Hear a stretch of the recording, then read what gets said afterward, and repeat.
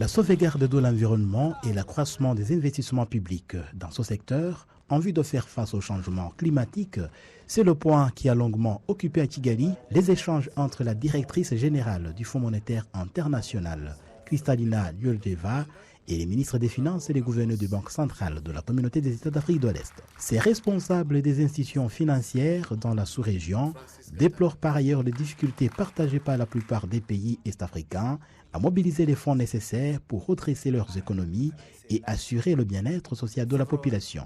Désiré Moucharité est vice-gouverneur de la Banque nationale du Burundi. On a beaucoup de besoins au niveau social et il devient difficile de dégager une marge de manœuvre pour financer justement les projets en faveur du climat. Est-ce que ça ne serait pas bon d'avoir une approche régionale? Parce que s'il y a une sécheresse en Tanzanie, ça affecte directement le Burundi.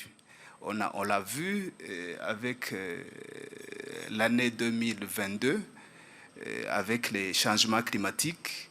On a eu des problèmes au niveau de l'alimentation de la population. La directrice générale du Fonds monétaire international réplique que la responsabilité première revient aux pays de la sous-région qui doivent s'investir davantage et favoriser des investissements en faveur du climat.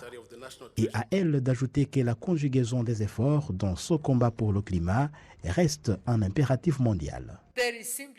Simplement, il n'existe nulle part assez d'argent pour financer la transformation climatique. Nous parlons des milliards et des milliards nécessaires et nous discutons de millions disponibles.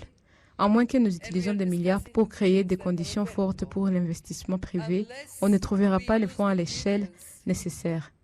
Comme on est réunis ici, nous sommes fragmentés, la Banque mondiale fait ceci, la Banque africaine de développement fait cela, chacun a un projet, tout est très bien, mais ça ne nous fait pas avancer. D'autre part, certains ministres des Finances de la communauté est-africaine soutiennent que les pays de la sous-région doivent s'inspirer de la pandémie de Covid-19 pour prévenir le futur.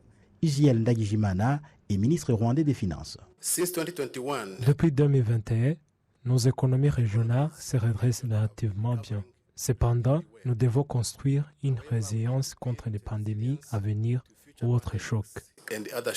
Formée de 7 pays actuellement, la communauté est-africaine souhaite renforcer l'économie régionale à travers divers protocoles comme l'Union monétaire d'ici 2024.